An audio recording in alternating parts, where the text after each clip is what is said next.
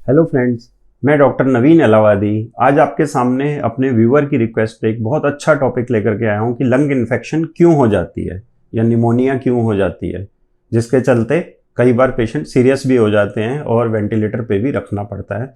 तो आज हम जान लेते हैं कि लंग इन्फेक्शन क्यों होती है। फ्रेंड्स, भगवान ने हमारे नोज से लेकर के लंग्स तक एक डिफेंस मैकेनिज्म तैयार किया है। ठीक है, जैसे कोई आर्मी होती है, किसी कंट्री के बॉर्डर पे खड़ी होती है जो उसको डिफेंस करती है, ऐसे ही भगवान ने हमें डिफेंस मैकेनिज्म दिया है जो नाक से शुरू हो जाता है। सबसे पहले तो हमारी नोज होती है। नोज की हमारे यहाँ जो स्ट्रक्चर है, बनावट है, ऐसी होती है कि इन्फेक्शन को अंदर नहीं जाने देती है। और इसमें बहुत सारे बाल होते हैं, आपने देखा होगा स्टार्टिंग में, जो कि इन्फेक्शंस को, डस्ट के पार्टिकल को, धुएं को कैच कर लेते हैं, यहीं पे रोक लेते हैं। इसके बाद जो हमारी नेजल म्यूकोसा होती है, ये भी बहुत सारे डस्ट के पार्टिकल और जो इन्फेक्शियस एजेंट्स होते हैं उनको अपने में ट्रैप कर लेती है। म्यूकोसा के बाद हमारा गले में रिफ्लेक्स होता है, जिसे बोलते हैं कफ रिफ्लेक्स या गैग रिफ्लेक्स। अगर कोई चीज़ हमारे नाक में अंदर गले तक भी चली जाती है तो हम खांसी करके बाहर निकाल देते हैं। ठीक है, तो कफिंग भी एक डिफेंस मैकेनिज्म है। इसलिए जो बहुत ज़्यादा कोई पुराने समझदार डॉक्टर होते थे वो खांसी को दबाने के सिरप नहीं देते थे पहले। तीसरी चीज़ होती है एयरवे ब्रांचिंग। जो हमारी सांस की नली होती है, ट्रेकिया, वो डिवाइड हो जाती है कई सारे भागों में, और जैसे पेड़ की टहनियाँ होती हैं ऐसे ये ब्रांचिंग पैटर्न होता है जो कि इन्फेक्शन को अंदर जाने से रोकता है। अगला डिफेंस होता है म्यूकोसिलियरी क्लियरेंस। तो हमारे जो एयरवे होते हैं, एयरवे के अंदर ये म्यूकस की लाइनिंग होती है। तो ये म्यूकस के अंदर क्या होता है कि सिलिया भी होते हैं, तो इसको हम म्यूकोसिलियरी क्लियरेंस बोलते हैं, जो कि एक स्पेसिफिक डायरेक्शन में बीट करते रहते हैं। तो ये इन्फेक्शन को बाहर की तरफ धक्का देते रहते हैं। अगला डिफेंस होता है ओरोफेरेंजियल फ्लोरा। जो हमारे मुंह का सेलाइवा होता है, इसके अंदर लाइसोजाइम करके एंजाइम होता है, जो कि नेचुरल तरीके से जो हानिकारक बैक्टीरिया, वायरस या कुछ फंगस के पार्टिकल होते हैं या इन्फेक्शियस पार्टिकल होते हैं उनको किल करता है, और बॉडी का डिफेंस मुंह में जो लाइसोजाइम करके एंजाइम होता है वो मुंह से ही तैयार करता है। इसके अलावा कुछ सेल्स होती हैं जैसे कि मैक्रोफेज, एपिथेलियल सेल, न्यूट्रोफिल, ये भी बॉडी को डिफेंस देती है। और कुछ इम्यूनोग्लोबुलिन्स होते हैं जैसे इम्यूनोग्लोबुलिन जी, ए, कॉलोनी स्टिमुलेटिंग फैक्टर और साइटोकाइन, ये भी बॉडी को डिफेंस देते हैं।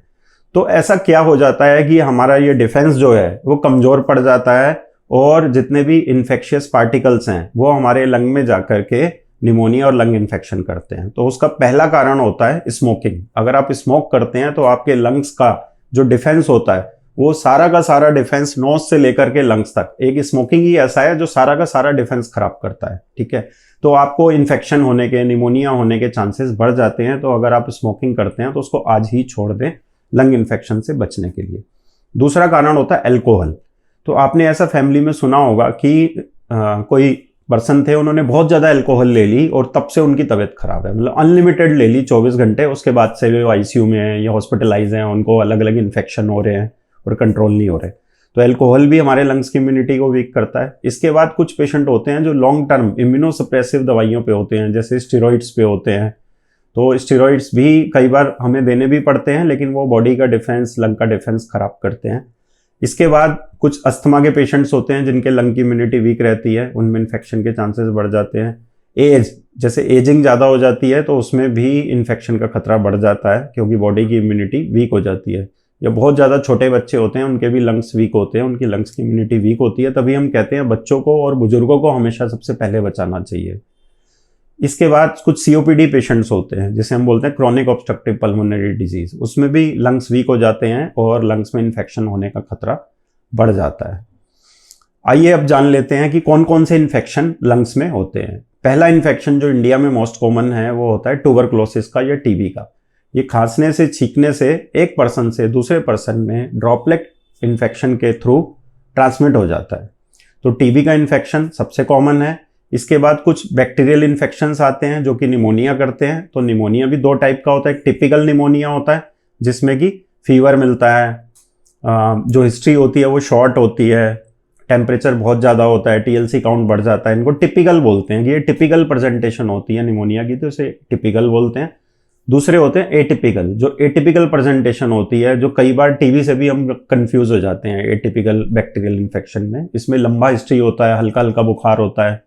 इसके बाद कुछ वायरल इन्फेक्शंस हो सकते हैं, जैसे कि इन्फ्लुएंजा वायरस है, कोरोना वायरस है, जो कि अभी पीछे बहुत कॉमन था, इसने आउटब्रेक्स भी करे थे और हर बार ठंड में इसके स्वाइन फ्लू के, इन्फ्लुएंजा के आउटब्रेक्स होते रहते हैं।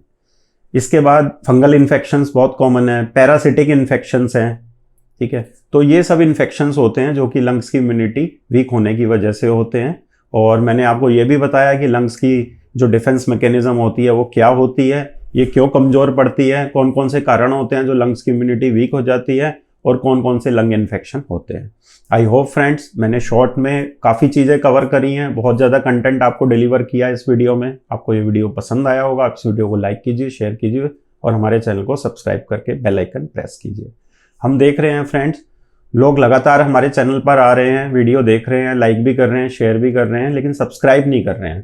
तो आज ही, अगर आपने सब्सक्राइब नहीं किया है तो आज ही सब्सक्राइब करेंगे मेरे चैनल को, क्योंकि ये यूट्यूब का एल्गोरिदम ऐसा है, आप जितना ज़्यादा इसको सब्सक्राइब करेंगे उतना ज़्यादा ये वीडियो ज़्यादा से ज़्यादा लोगों को तक पहुँचेगी और ज़्यादा से ज़्यादा लोगों को हेल्प मिलेगी, और वो इन बेसिक जो कॉमन चीज़ें मैं आपको बताता हूँ उसको जान करके, उन चीज़ों को इम्प्लीमेंट करके अपने आप को सभी लोग हेल्दी रख पाएंगे।